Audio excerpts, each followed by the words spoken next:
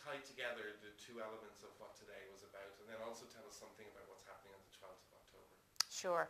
I mean, really what we were trying to do today is look at the Swedish and the Norwegian response to prostitution and human trafficking. And what they have done is to tackle demand.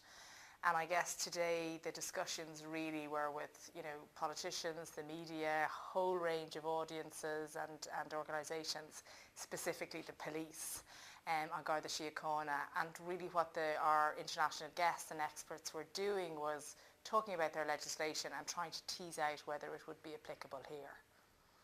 I think what's really interesting about their legislation, I think what's really timely, I suppose, about the discussion today is that in the moment in Ireland we're having a debate how to respond to exploitation in an expanding sex industry.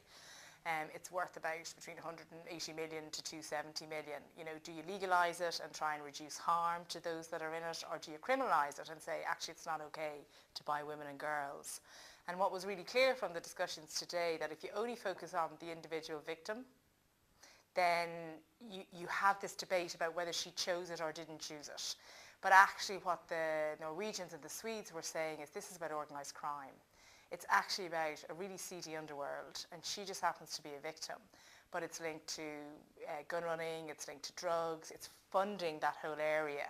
And that really the only person that has a choice in it is the buyer. Like, that's fundamental. He can choose not to buy.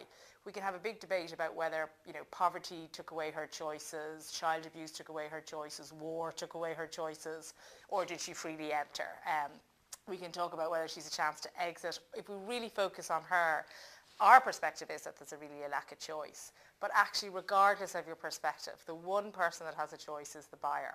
And the Swedes and Norwegians have found that if you criminalise him, it's a huge deterrent to other buyers.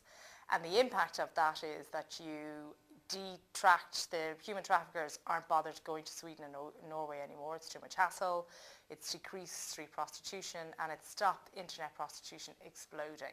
So we really want to look at that here, and we believe the time is right.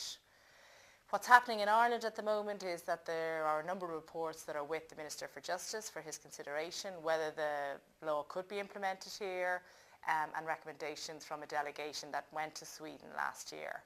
And politically, the parties in government, and particularly Labour and Fine Gael, have committed to progressing this legislation. The independent senators will bring forward a motion on the 12th of October, so we really hope that all the senators will get involved in that, and the Minister for Justice will respond. So really our job, I suppose, as NGOs working on the front line that see the horrific impact of the sex industry on young women and girls, is to try and push this legislation forward. But it is the politicians, obviously, and the legislators that make the call.